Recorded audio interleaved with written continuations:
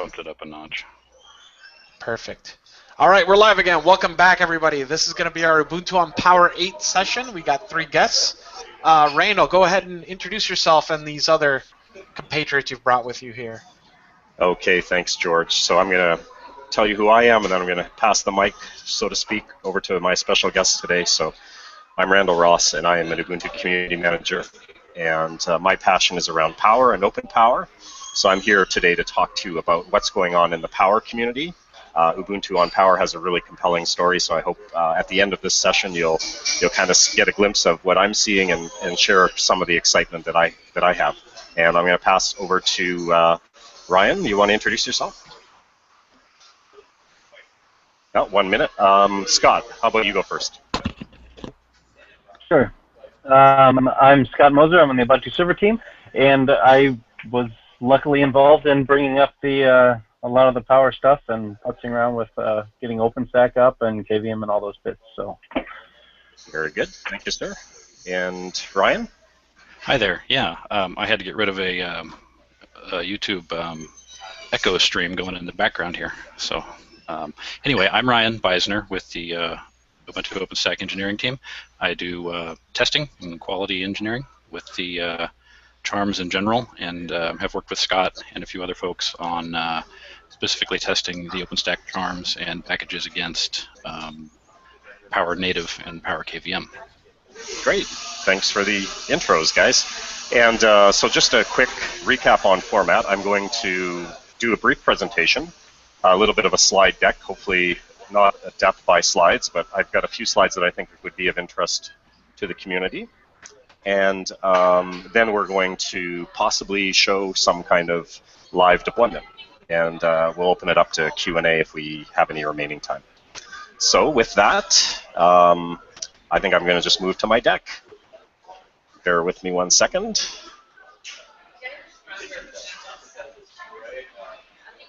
Screen share. Okay. Can you guys see the slides?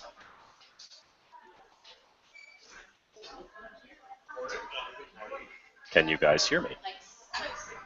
Yep. Yeah. Okay. So you should see a slide on the screen, hopefully. I'm going to full screen that. All right.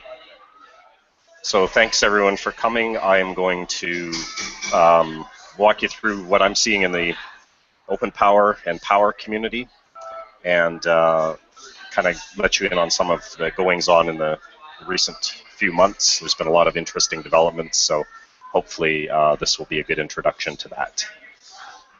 So thanks for joining. So first, for those of you who don't know, Canonical is the company behind Ubuntu. I know that may be obvious to some, but not everybody knows that. And I'm going to tell a little bit of a story about Canonical, a little bit about how we fit into the Power community and how Ubuntu fits into the Power community. So you probably have been tuning into all kinds of great cloud sessions at UOS so far. Perhaps you've learned a little bit about Juju, Mass, Landscape, OpenStack, and Ubuntu, of course. All of this is optimized for Power. So I just wanted to point out that everything you're seeing at Ubuntu Online Summit applies to Power as well as the other architectures. Canonical is a member of the Open Power Foundation. We're actually one of the founding members. We're a platinum member, which means that we help steer the foundation and help guide the foundation along a path that benefits everybody, so that the open ecosystem that Open Power represents is usable and attainable by everyone out there. So a little bit about the foundation. The Open Power Foundation is a couple of years old now.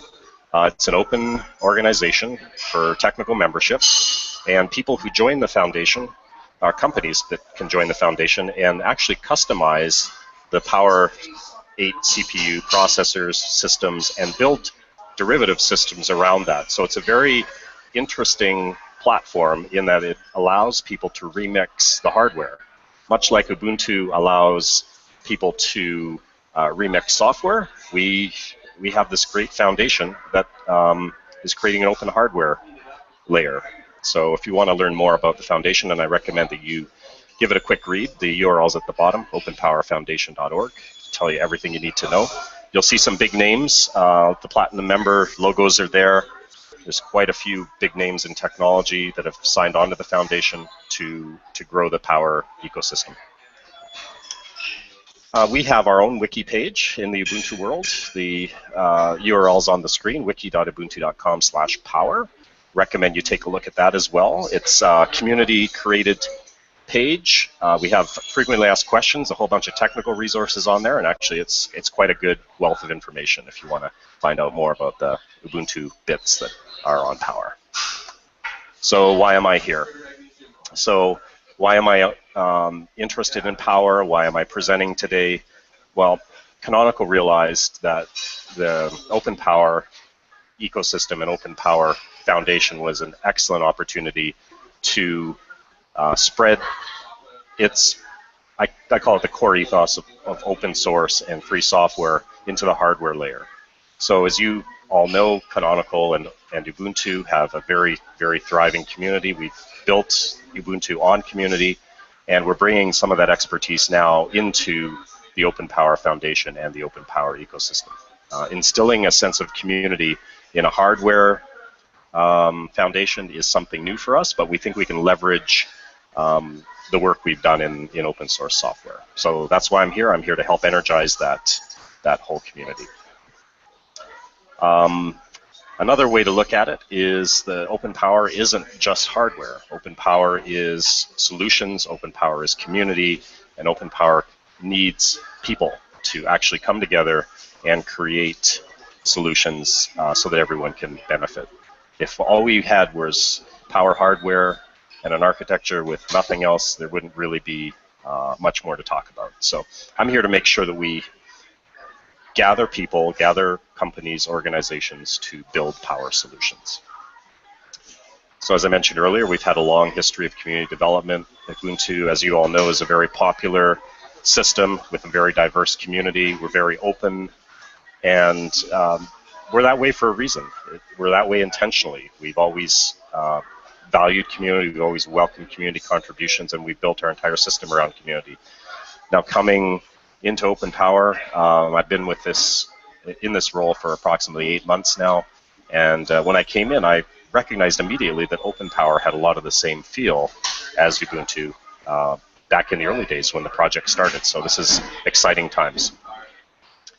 So I'm going to talk a little bit about Open Power and what's been going on in the Open Power community, give you a sense of recent developments and what's been working recently and what we're moving forward with. So in the past year or so, we've really seen an upsurge in Open Power awareness and interest. There's a lot of people that are really keen on getting this ecosystem built.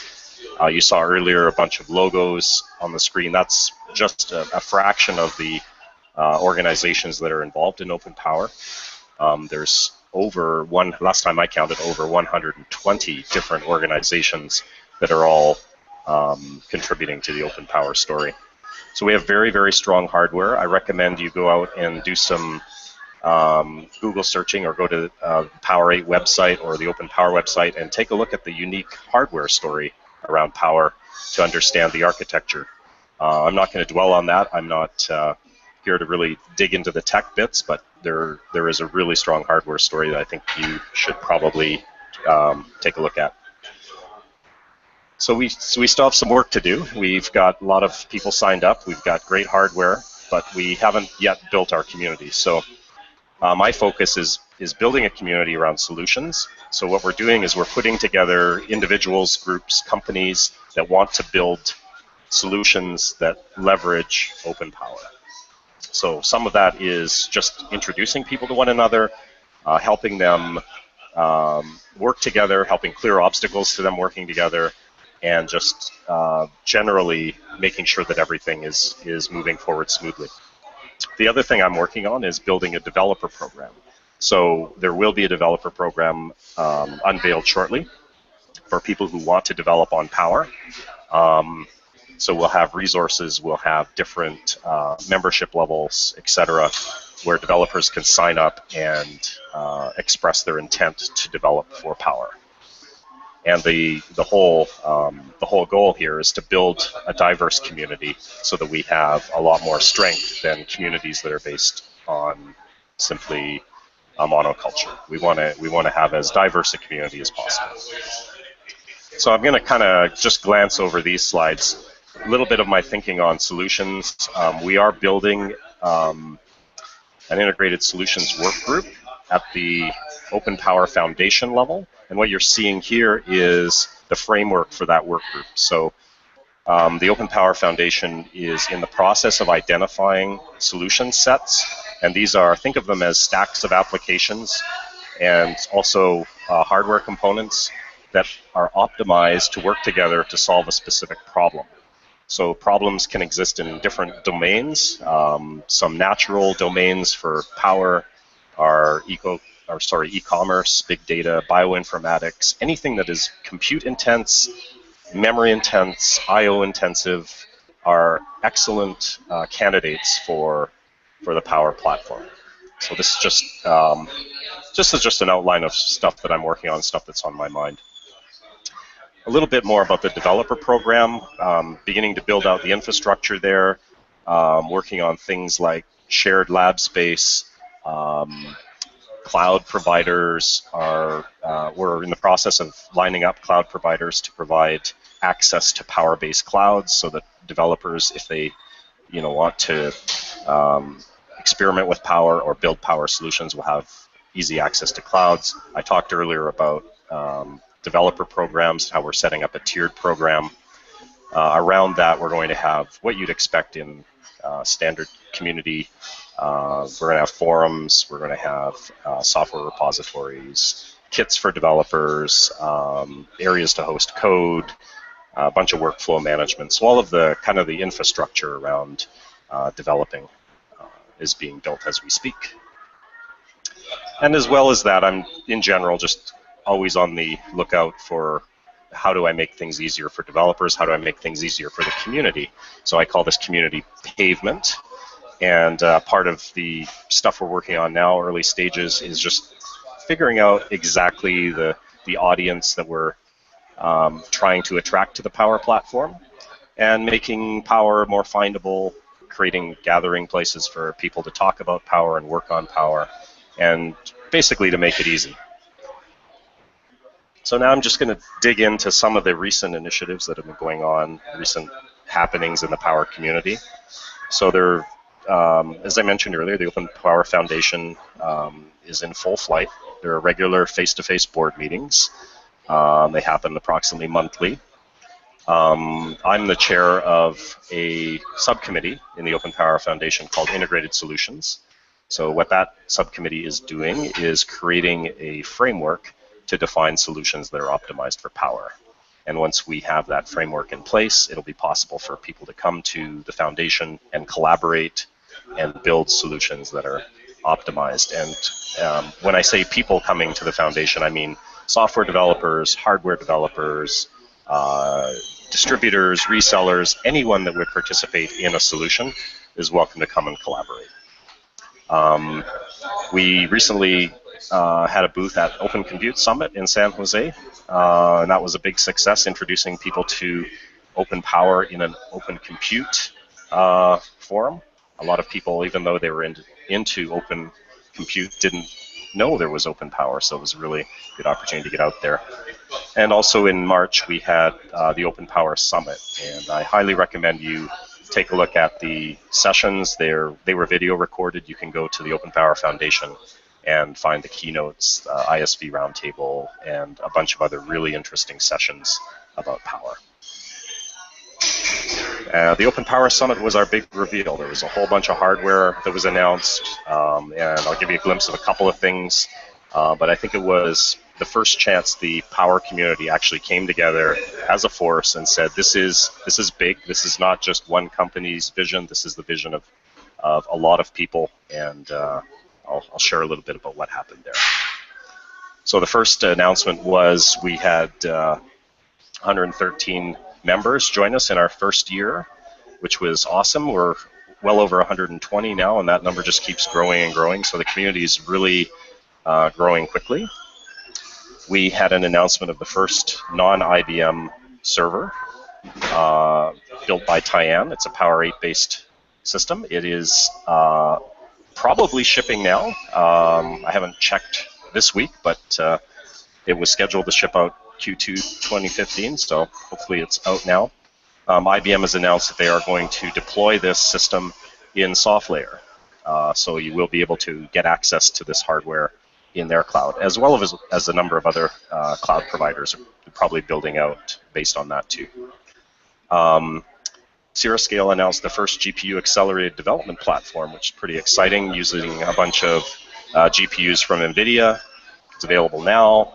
If you want to do big data, deep learning, scientific computing, social analytics, anything like that, this is probably the box you want to hunt down and buy. One of the presenters at the Open Power Summit was Rackspace, and I found them to be very, very interesting in the way they pitched Open Power and how they're interested in it. So Rackspace has a prediction, and the prediction they presented was that the data center will no longer be ruled by homogeneity. The days of the data center being a bunch of commodity, homogeneous servers are going to be over very soon. So with that prediction, they're working on, they and probably others are working on how do we transform the data center? How do we transform hosting to take advantage of power? So I'll give you a little bit of a preview there. Rackspace, as you probably are aware, very big company, over 112,000 servers. They are totally committed to being open. And by open, not just open power, but also open compute, open stack. They want to open up everything in their stack and be completely open from top to bottom. They shared some cost figures at the summit, and they claim that Open Compute has cut their capital costs by 20 to 30%, and they're predicting that Open Power will probably do something similar. So as you can see from that, it's probably going to present a very interesting competitive landscape in the hosting business very soon. They also presented this slide, which I thought sums it up very well. The how open is your stack. So we talk a lot about open source software in the communities we're in, but I think we often stop there, and we often think, okay, we've open sourced all our code, we have free software, our work is done. But Rackspace and others, and myself, don't think that's true. I think our work is done when the entire stack is open. So they've broken the stack out into the diagram you see, and they're encouraging everybody to think about the stack and think about how do we open up everything from top to bottom. So in that spirit, they have announced a server, an Open Power based server called Barrel-I, that they will be deploying in their data centers this year, and it will essentially bring Open Power to the masses and will likely transform the way hosting is provided. So this is a little glimpse of what they're announcing, and if you need more details, go check out the Open Power Summit site, and you can get all of the presentations and details around this system. Now, this system is their own design. It's based on an open compute form factor, and they are providing this design to the community. So if you wanted to go out and build this exact server, you could do so. So it's open hardware in the truest sense.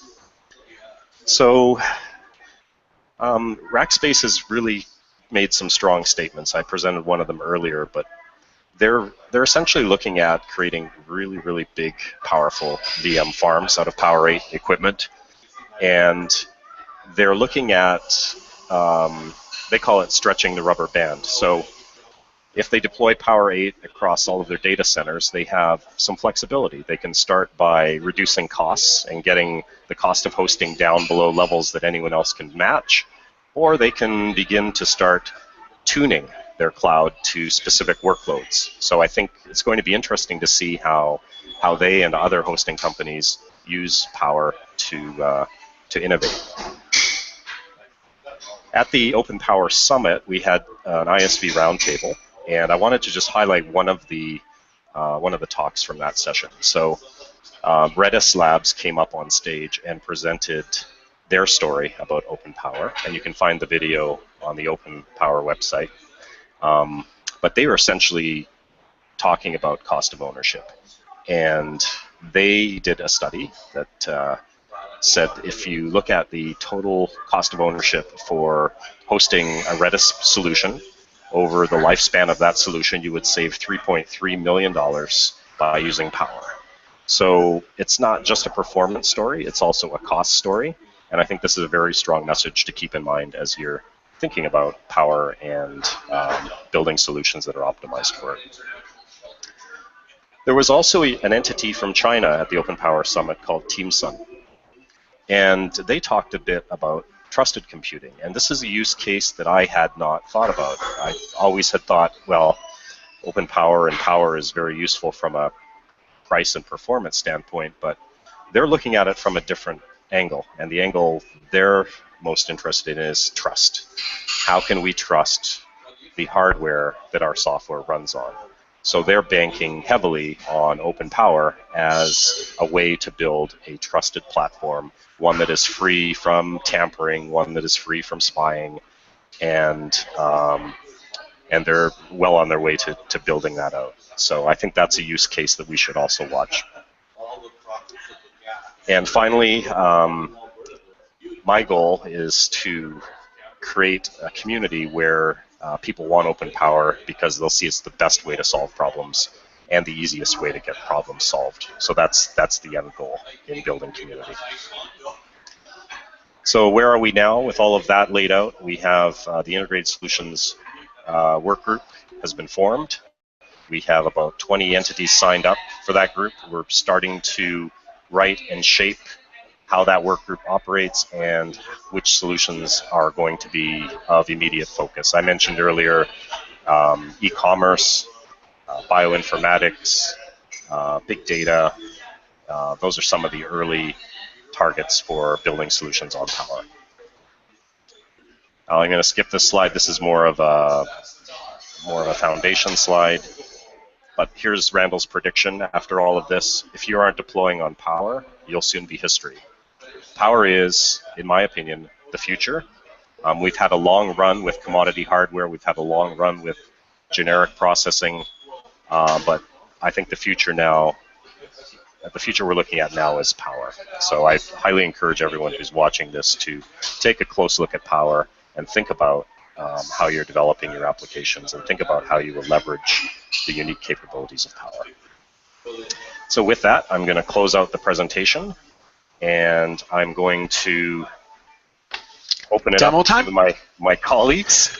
And thanks for putting up with my slides. I know that we're not always fans of slides. So maybe we can pass the mic over to Scott or Ryan if you wanted to show an actual solution or an actual workload running on Power. Sure. Yeah. Thank you, Randall. That was very informative.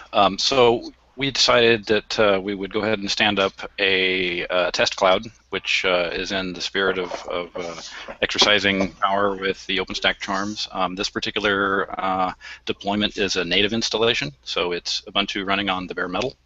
And so I'll go ahead and get my screen shared and just kind of give a little tour of that running environment. How's that sound? That sounds perfect.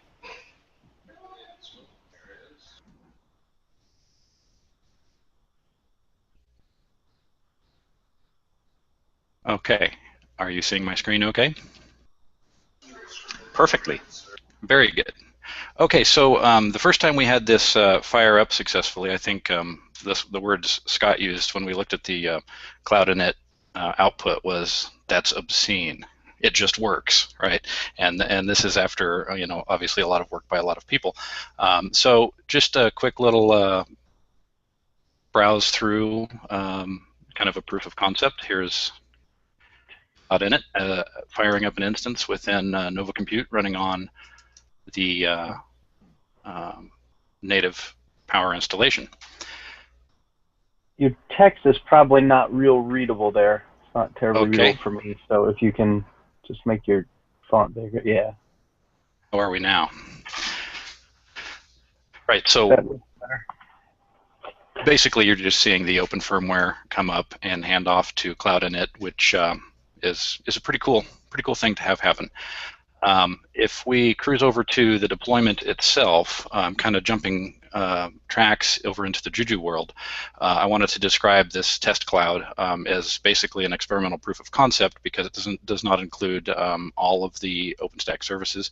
Our goal here was to be able to exercise the power system in a heterogeneous environment, much like we might begin to see in the data centers.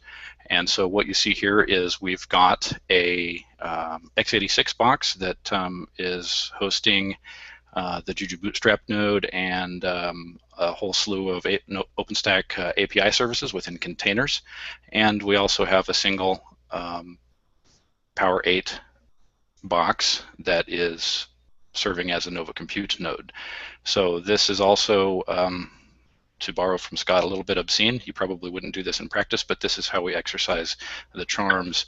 And let me cruise over to a session in the in an instance that's running on this box. So again, you can see the architecture of an instance running inside Nova Compute, being PPC 64.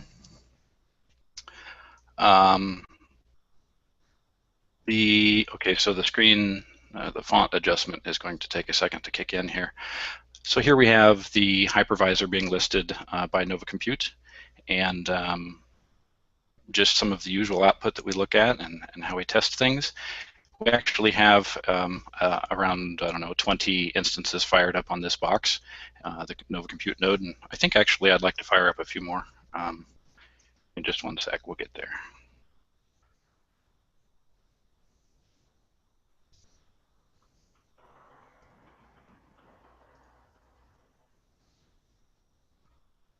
So I'm going to add 10 utopic instances to this cloud with a Nova boot command. If we watch the Nova list output, we should start to see those come around. And while that's happening, here we go. See the new instances building. We probably won't do anything with those. I just wanted to fire up a few instances, again, as just a little bit of a demo. I'm going to switch gears over to the Juju GUI to give kind of a modeling view, if you will, of the physical layout of this particular test environment. Again, we have got 2 physical machines and a whole bunch of stuff located on one machine, and then we've got this nice beefy POWER8 box running Nova Compute. Switching to the service view, this is what it looks like. Very much like you've probably seen OpenStack represented in the Juju GUI. And we're doing this all through MAS, right? So this is our MAS test lab. You can see this particular box has been deployed. That is the PowerPC box, and the phony trick here is the x86 box. So these are all of the tools that we use. We're, definitely fans of what we call dog fooding. We use the products that we produce, and most frequently we're doing it on development or experimental versions. As you can see, we're on the next version of MAS that will be coming out. And so if we look at the OpenStack dashboard, you can see that we'll have instances showing up here. So really just looking at the same cloud from several vantage points. I think I'd like to hop over to the Power box itself. So you can see the HTOP monitor. We've got probably 30 instances running on this single compute node, and it doesn't appear to really be breaking much of a sweat. We could probably fire up a whole lot more. Over to the PowerPC unit itself and just do a few queries. So some of the things that we have to do post-deployment is things like tuning the bare metal deployment. We disable SMT for libvirt to be able to utilize this. We also have a Nova Compute parameter that we have to set to do a CPU type pass-through. And I don't believe that feature has made it into the Nova Compute Charm, but I think we've got something in flight as a configuration option to enable that. Looking at the box itself, if we see, notice in the HTOP view, we only had 20 CPUs when MAS reports something more like 150. That's a side effect of rearranging the CPU architecture a bit using the SMT.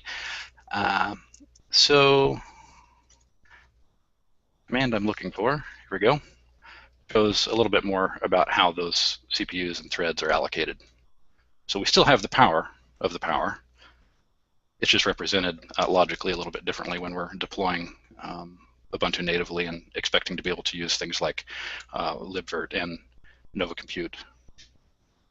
So far, are there any questions or comments? Scott, do you have anything that you would like for us to show about this environment?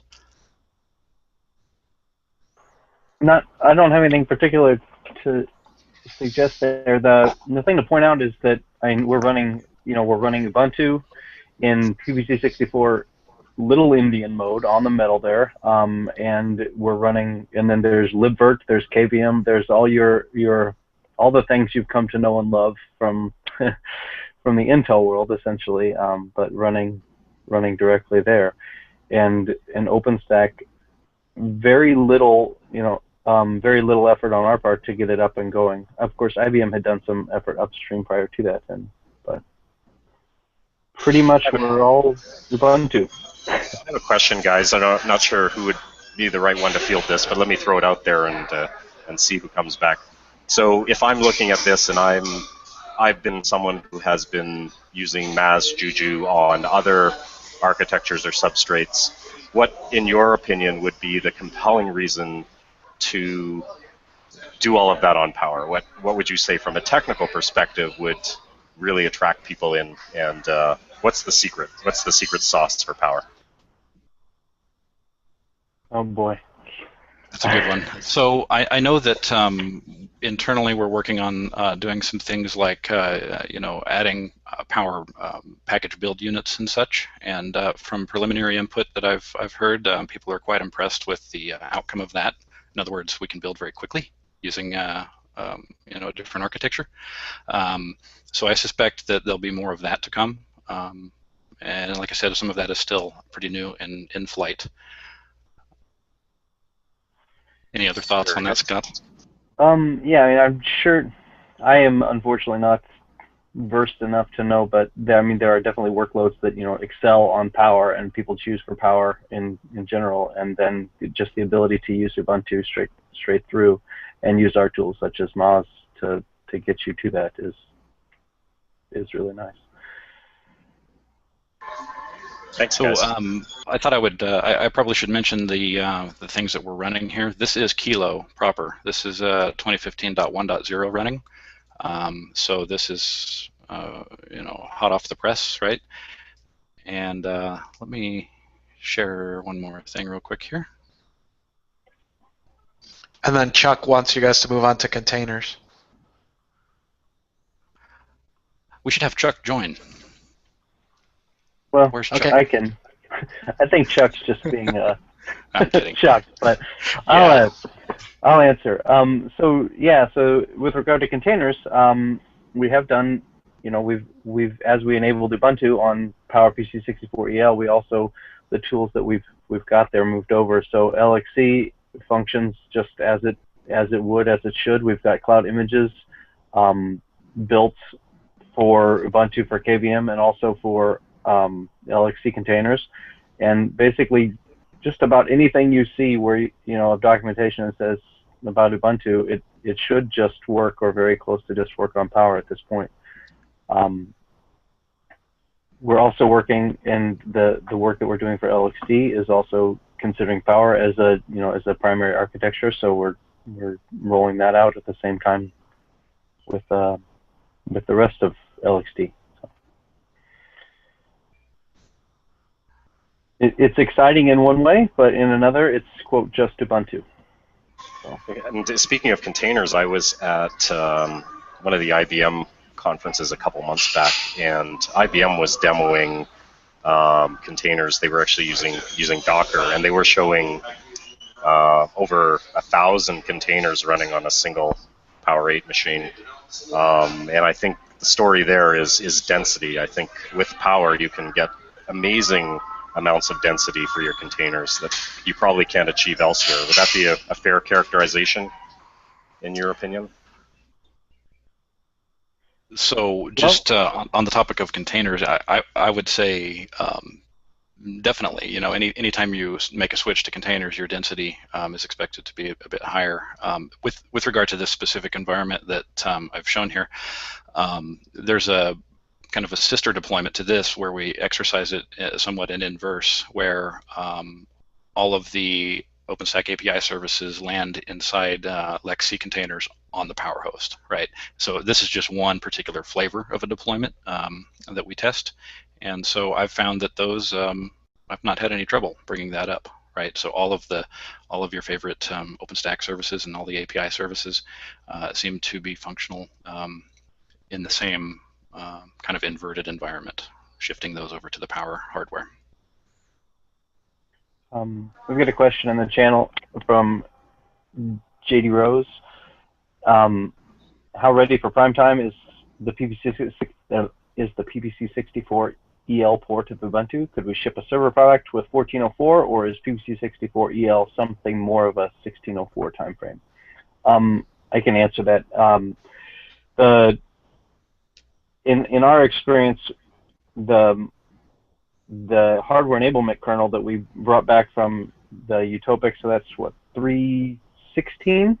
The Utopic hardware enablement kernel is really kind of a requirement to get good behavior out of your Power 64 systems, and that goes for both bare metal and even in the guest. And you know, as we go forward, we'll be releasing more and more. You'll get the Vivid kernel there, and that's fully functional. And as we go forward, the hardware enablement stack really is helping out Power a lot. Additionally, in Ryan's lab there, we're using the Cloud Archive to deploy Kilo, and through the Cloud Archive, then we're getting newer versions of libvirt and QEMU system PBC64, which are really kind of necessary to do well there.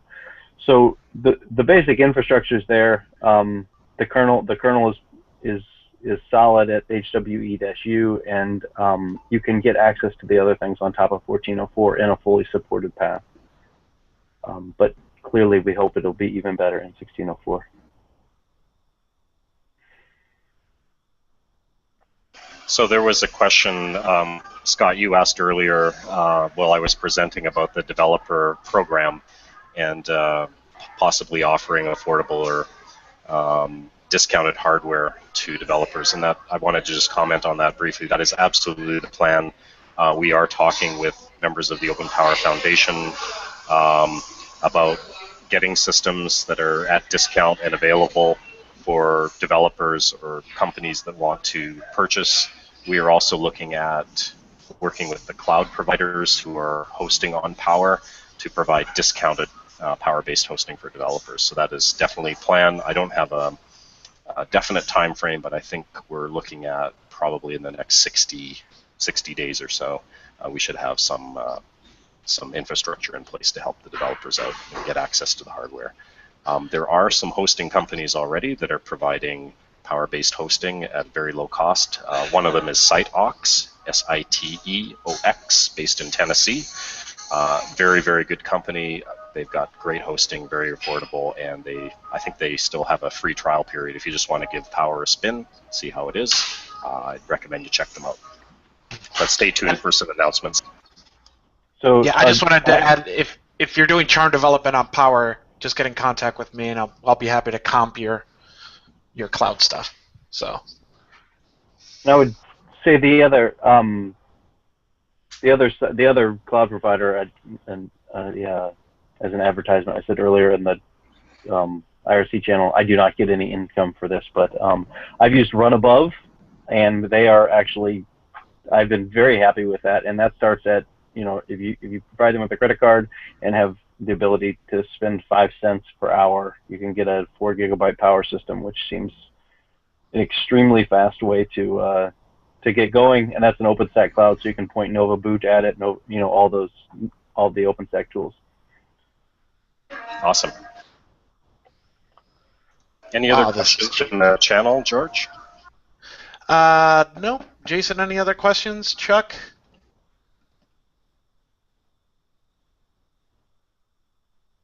Man, this run above stuff is very, very priced very competitively. Eight power threads, 4 gigs of RAM. I could do a lot of damage with this thing. Yeah, and actually, so one of the things that I'm always interested in, we do a lot of testing of Power and OpenStack, or a lot of testing of OpenStack and Moz, and virtualization and nested virtualization is often a value. I'm able to get nested virtualization on run above through Power, and I've been unsuccessful in getting reliable nested virt on any other provider, Intel or Power, realistically. So it's really nice. That's interesting. On one of those big systems there, they have the larger one is really performant. Alternatively, you can acquire a power box and deploy what I just deployed in about 20 minutes. Have it running, if you want. Yeah, I've never not seen them. I mean, when we did that demo with Mark, that was like the virtualized ones, and it was stupid fast. Like, something I know tells people me say this is stuff a lot is more fast, than a nickel but an hour. Yeah, when you, I know everyone says this is fast, but like when you see something that's like really fast, it just totally like knocks you off your, the numbers in your head, compared to like a typical M3 medium or whatever, you're like, oh, whoa. So, pretty cool stuff. All right, and with that, we're done. At the top of the hour, join us again, guys. We're going to be showing Adam Israel's going to deploy a complicated web stack with Juju. We're going to deploy Reddit, the software, so that you two can submit stories and flame us on all sorts of stuff. So that should be very interesting. Thanks, guys. Appreciate you coming in, and we'll see you guys probably next summit. Kind of give us an update on what's going on Power. Randall, real quick, what conferences can people find you at over the next few months if they want to talk to you about this kind of stuff? You going to OSCON, I think? OSCON, probably be there. I'll definitely be at DockerCon in June. So look me up there in San Francisco, June 21st, I think that's the date it starts. Track me down there, and we can have a chat about Power. You can also contact me on IRC. I'm Randall, or you can email me, randall@ubuntu.com. Excellent. Awesome.